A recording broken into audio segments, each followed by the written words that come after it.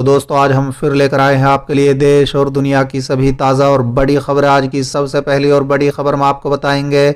ममता बनर्जी ने कहा कोरोना न रोक पाने की जिम्मेदारी लेकर इस्तीफा दे पीएम मोदी। संकट देखते हुए भी कुछ नहीं किया। एक और बड़ी अपडेट, पीएम मोदी पर हमलावर हुए एनसीपी नेता बोले वैक्सीनेशन सर्टिफिकेट के साथ डेथ सर्टिफिकेट पर भी छपे पीएम मोदी की फोटो। वहीं अगली बड़ी खबर में आपको बताएंगे लालू यादव को जमानत मिलने से बिहार में बदलेगी सियासी तस्वीर।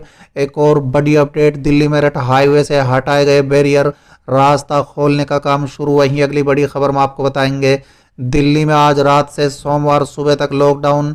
बताएंगे किन चीज़ों की होगी इजाज़त और कहां रहेगी पाबंदी। एक और बड़ी अपडेट, बिहार में लगी नई पाबंदियां, अब लॉकडाउन लगाने की तैयारी।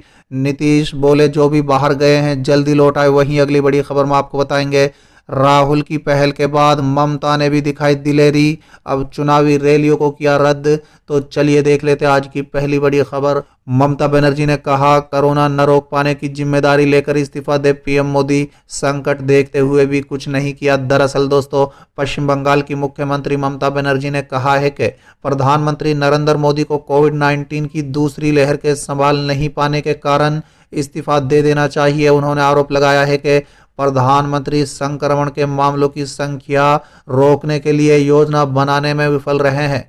ममता बनर्जी ने कहा है कि प्रधानमंत्री मोदी ने पिछले 5-6 महीने में मेडिकल ऑक्सीजन और टीकों की आपूर्ति को संभावित संकट पर ध्यान देने के लिए कुछ नहीं किया। उन्होंने कहा है कि प्रधानमंत्री को दूसरी लहर के लिए योजना बनानी चाहिए थी। चलिए अगली खबर, पीएम मोदी पर हमलावर हुए एनसीपी नेता बोले वैक्सीनेशन सर्टिफिकेट के साथ डेथ सर्टिफिकेट पर भी छपे पीएम मोदी की फोटो। दरअसल दोस्तों महाराष्ट्र में लगातार बढ़ रहे कोरोना से होने वाली मौतों की संख्या को लेकर एनसीपी नेता नवाब मलिक ने पीएम मोदी पर निशाना साधते हुए एक बयान दिया है। उन्होंने कहा है कि अगर टीकाकरण प्रमाण पत्र प्रधानमंत्री नरेंद्र मोदी की फोटो छापी जा रही है तो कोरोना से मर रहे लोगों के मृत्यु प्रमाण पत्र पर भी पीएम मोदी की तस्वीर छपनी चाहिए। उन्होंने आगे कहा है कि अगर प्रधानमंत्री टीकाकरण का श्रेय लेना चाहते हैं तो उन्हें कोरोना से हो रही मौतों को भी जिम्मेदारी लेनी चाहिए। समाचार एजेंसी एएनआई से बात करते हुए एनसीपी नेता ने कहा है कि जिस तरह से पीएम मोदी की फोटो को टीकाकरण प्रमाण पत्र पर छापा गया है, हम मांग करते हैं कि पीएम की फोटो को मृत्यु प्रमाण पत्र पर भी छापा जाना चाहिए।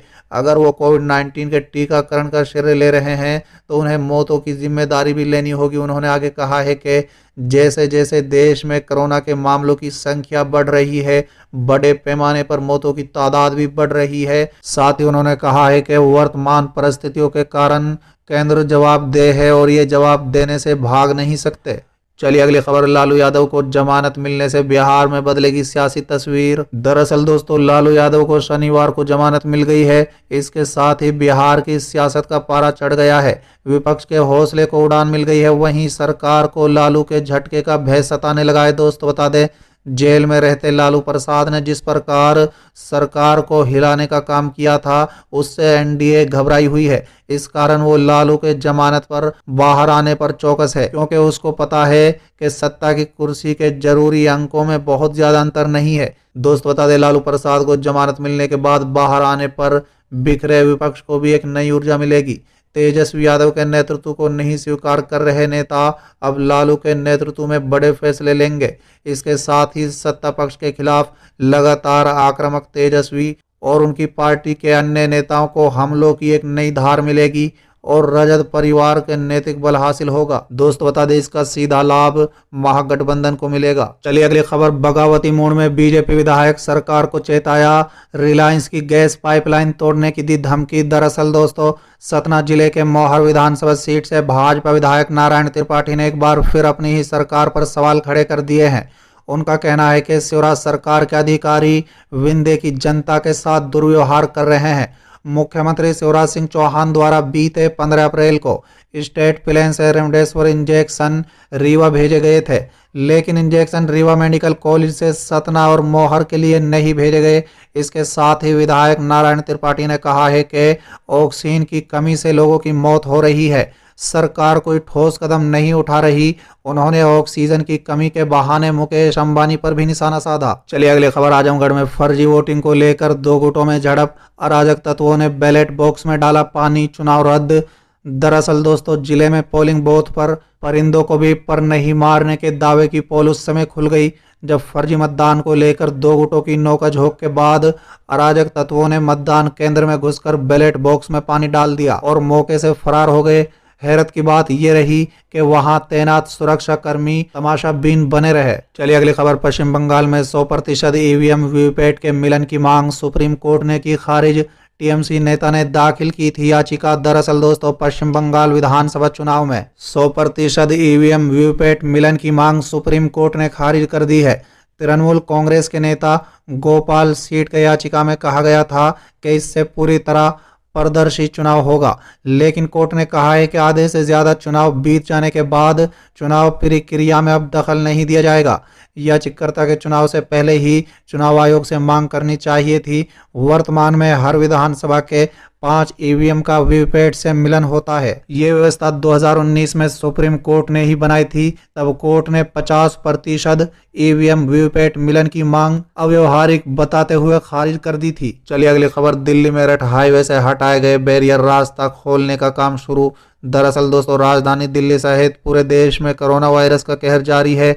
वहीं किसान अभी भी दिल्ली की सीमाओं पर प्रदर्शन कर रहे हैं।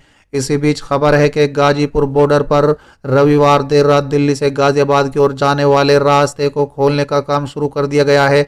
दोस्तों बता दें, दिल्ली मेरठ हाईवे पर लगी बैरिकेडिंग को हटा लिया गया है, लेकिन अभी तक आधिकारिक तौर पर पुलिस इस मामले में कुछ भी नहीं बोल पा रही है। वहीं किसानों ने बताया है कि उनके कहने के बाद ही पुलिस ने इस रास्ते को खोला है। भारतीय किसान यूनियन के मीडिया प्रभारी धर्मेंद्र मलिक ने बताया है कि दिल्ली पुलिस की ओर से दिल्ली से गाजियाबाद जाने वाले रास्ते के 3 लेन को खोल दिया गया है। किसानों के आह्वान के बाद ही पुलिस ने ये फैसला लिया है। दरअसल आम लोगों को हो रही परेशानी के चलते कई दिनों से किसान प्रशासन से इस रास्ते को खोलने की मांग कर रहे थे। उन्होंने कहा है कि दिल्ली मेरठ एक्सप्रेसवे पर गाजियाबाद से दिल्ली की ओर जाने वाली सभी लेन अभी भी बंद है और यहां पर किसान धरने पर बैठे हुए हैं। हालांकि इस मामले में पुलिस ने आधिकारिक तौर पर कुछ भी नहीं कहा है। इस घटनाक्रम से पहले बेक्यू के महासचिव युद्धवीर सिंह ने एक बड़ा बयान दिया था। उन्होंने बीते सोमवार को कहा था, किसानों की संस्था बीजेपी के खिलाफ नहीं है और उत्तर प्रदेश के लोग अपना वोट जिसे चाहें उस पार्टी को दे सकते हैं। चलिए अगली खबर। दिल्ली में आज रात से सोमवार सुबह तक लॉकडाउन। बताएंगे किन चीज़ों की होगी इजाज़त और कहां रहेगी पाबंदी। दरअसल दोस्तों, देश की राजधानी दिल्ली में अगले 1 हफ्ते के लिए लॉकडाउन लगा दिया गया है। कोरोना के तेजी से बढ़ते मामलों के बीच दिल्ली में आज रात 10 बजे से 26 अप्रैल की सुबह 5 बजे तक लॉकडाउन लगाया गया है। एलजी अनिल बघेल के साथ बैठक के बाद दिल्ली के मुख्यमंत्री अरविंद केजरीवाल ने लॉकडाउन की घोषणा की। उन्होंने बताया है कि आज रात 10 बजे से लॉकडाउन शुरू होगा और ये 26 अप्रैल की सुबह 5 बजे तक जारी रहेगा। बैठक के बाद दिल्ली के मुख्यमंत्री अरविंद केजरीवाल ने प्रेस कॉन्फ्रेंस में कहा है कि आज दिल्ली में लगभग 1 लाख टेस्ट हर दिन हो रहे हैं। हमने मौत का आंकड़ा भी नहीं छुपाया है, सभी जानकारी जनता को दी। इसी वजह से जब भी हमने कड़े फैसले लिए हैं, दिल्ली की जनता का पूरा सहयोग मिला है। चलिए अगली खबर। बिहार में लगी नई पाबंदी, अब लॉकडाउन लगाने की तैयारी। नीतीश बोले जो भी बाहर गए हैं जल्द लौट आएं। दरअसल दोस्तों, बिहार के मुख्यमंत्री नीतीश कुमार ने राज्य में पूर्ण लॉकडाउन लगाने के संकेत दिए हैं। उन्होंने उन लोगों से वापस लौटने को कहा है जो बाहर गए हैं। नीतीश कुमार ने रविवार को एक मीटिंग में कहा है कि जितना देर करेंगे कठिनाइयां बढ़ेंगी। नीतीश कुमार ने बिहार में नई पाबंदियों की घोषणा करते हुए कहा है कि कोरोना के मामले प्रतिदिन बढ़ते जा रहे हैं। आज भी कुछ देर पहले तक की रिपोर्ट है कि आज ही एक दिन में 8,690 नए मामले सामने आए। विमर्श करने के बाद काफ़ी कुछ निर्णय लिया गया है। कुछ इलाकों को कंटेनमेंट जोन बनाया गया है। उन्होंने कहा है कि जो लोग भी बाहर हैं, हम लोगों का अनुरोध है कि जितना जल्दी से जल्दी हो सके लौट आएं। हम लोगों का ये आग्रह है, हम लोगों की तरफ से जो भी सहयोग संभव है हम करेंगे, लेकिन आ जाएं क्योंकि जितना देर करेंगे कठिनाइयां बढ़ेंगी। चलिए अगली खबर। राहुल की पहल के बाद ममता ने दिखाई दिलेरी, अब चुनावी रैलियों को किया रद्द। दरअसल दोस्तों, देश में हर दिन कोरोना के नए मामले रिकॉर्ड तोड़ रहे हैं।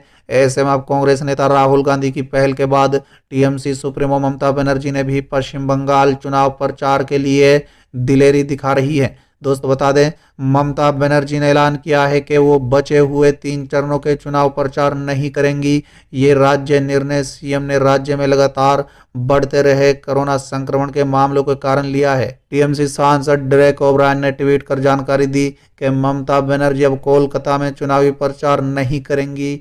ओब्रायन ने अपने ट्वीट में लिखा कि ममता बनर्जी अब कोलकाता में चुनाव प्रचार नहीं करेंगी। वो शहर में चुनाव प्रचार के अंतिम दिन 26 अप्रैल को प्रतीकात्मक तरीके से सिर्फ एक बैठक करेंगी। बचे हुए सभी जिलों में उन्होंने चुनावी रैलियों का समय घटा दिया है, जिसके बाद अब रैली केवल 30 मिनट तक ही की जाएगी।